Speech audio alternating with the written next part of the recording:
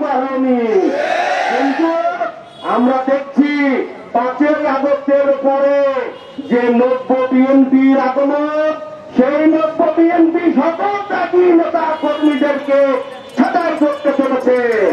এটা হতে দেওয়া হবে না। জনাব কুতুবউদ্দিন ও জনাব ইঞ্জিনিয়ার জাকির হোসেন সরকার, আপনি স্পষ্টভাবে শুনে নেন, আমরা রাজপথে ছিলাম, রাজপথে আছি, রাজপথে থাকবো। প্রিয় সাথী ও বন্ধুগণ, আপনারা জানেন যে 27 তারিখের যে নির্বাচন হয়েছে, সেই সার্চ কমিটি 21টি ওয়ার্ডে যে সার্চ কমিটি ছিল, আপনারা আওয়ামী লীগের লোকদেরকে পুনর্বাচন করেছেন। বিভিন্ন নেতা কর্মী জীবনের ঝুঁকি নিয়ে যারা সংগ্রাম করেছে, আপনি তাদের নাম কেটে দিয়েছেন। আপনার এত স্পর্ধা কোথায় হয়?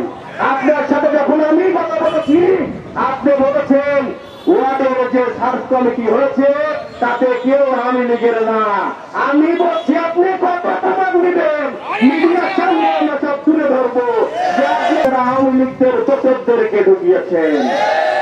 প্রিয় সাথী ও বন্ধুগণ, যখন নির্বাচনে তাদের এজেন্ডা বাস্তবায়ন করছেন, আওয়ামী লীগ হানিফ আজাদের মতো স্টাইলে রাজনীতি করেছিল, আপনারা ঠিক এই একই স্টাইলে কুষ্টিয়ার রাজনীতিকে সুরক্ষিত করছেন।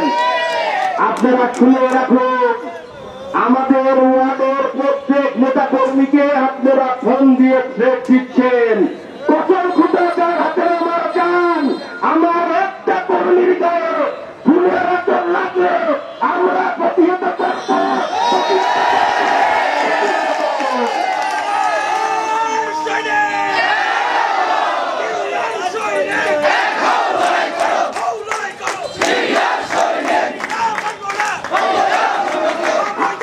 আমি বলে দিতে চাই, জনাব কুতুবউদ্দিন সরকার, আপনি তো মিস্টার ফ্রেশ হিসাবে পরিচিত।